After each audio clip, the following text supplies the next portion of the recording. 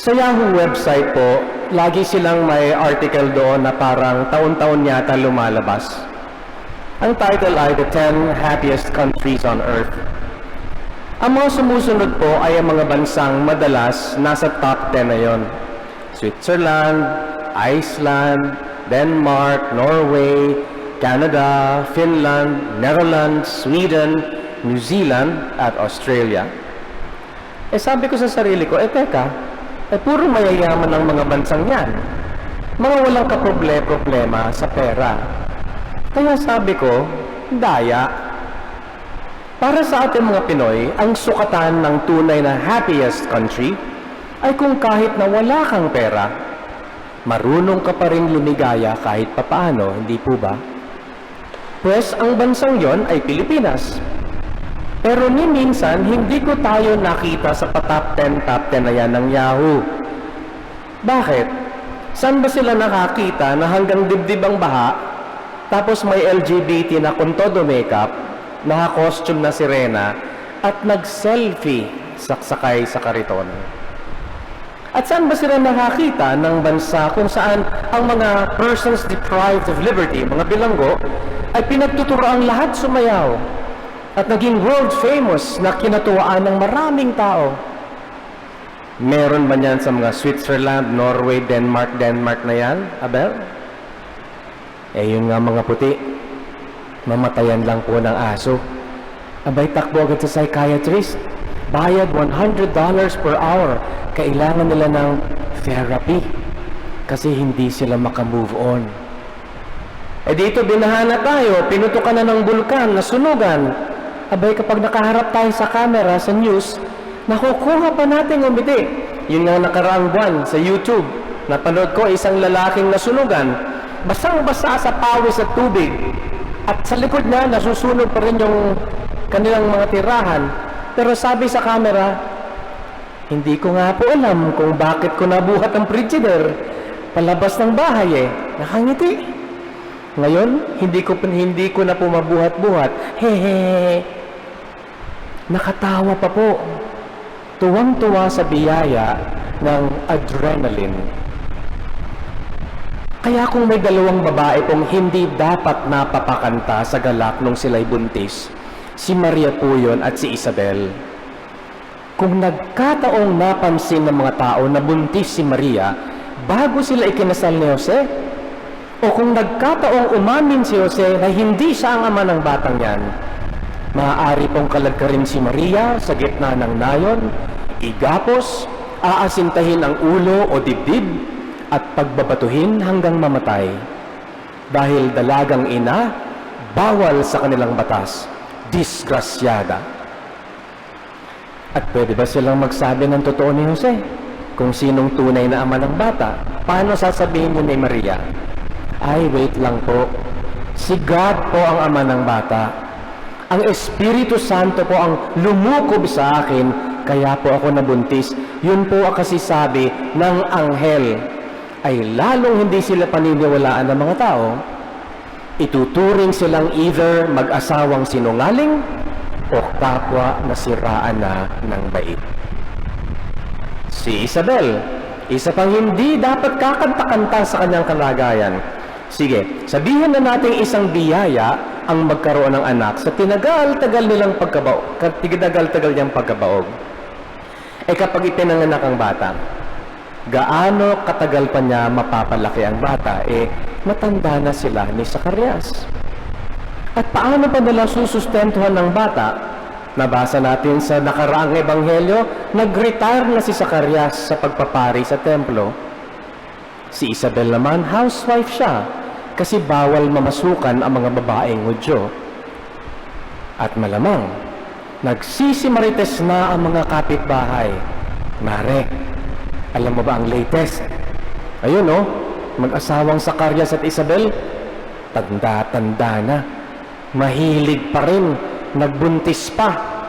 Di na naisip ang kinabukasan ng bata. Ano ba yan?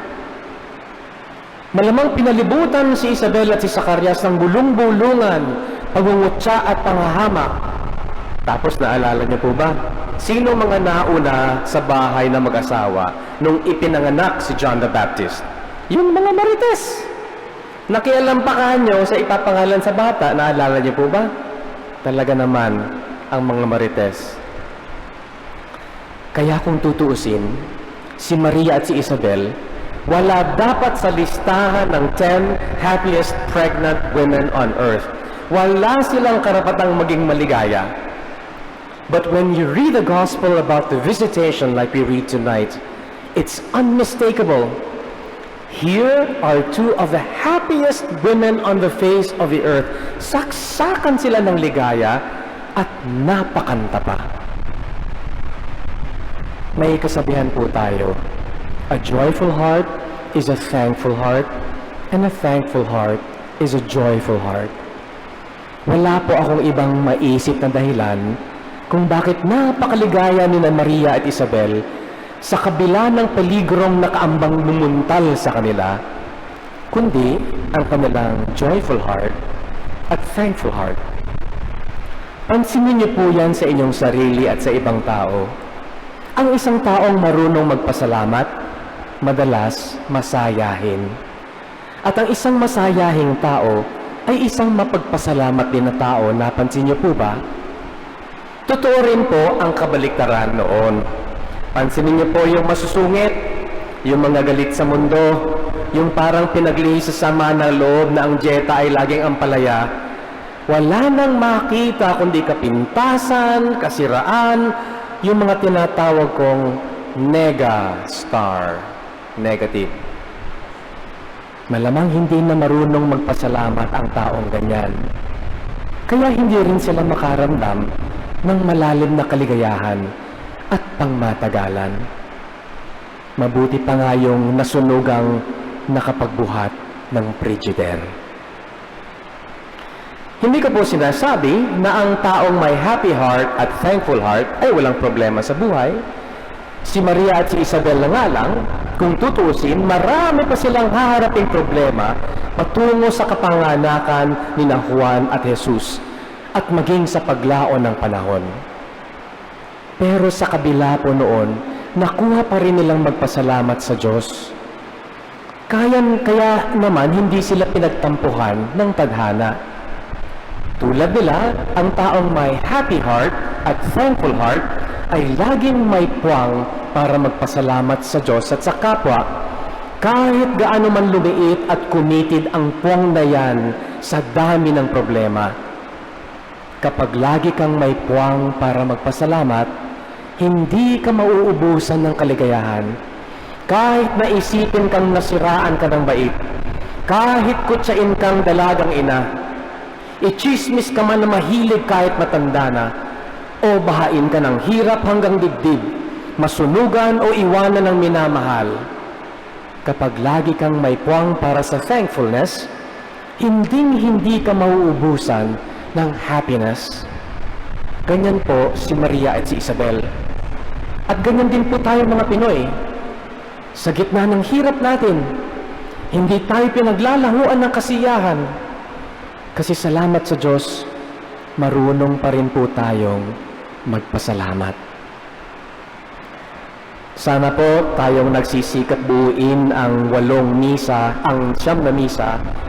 Sana po hindi lang para matupad ang ating mga hiling, ang ating wish sa Diyos. Sana gawin nating 9 na araw ito ng pasasalamat ng mga misang ito.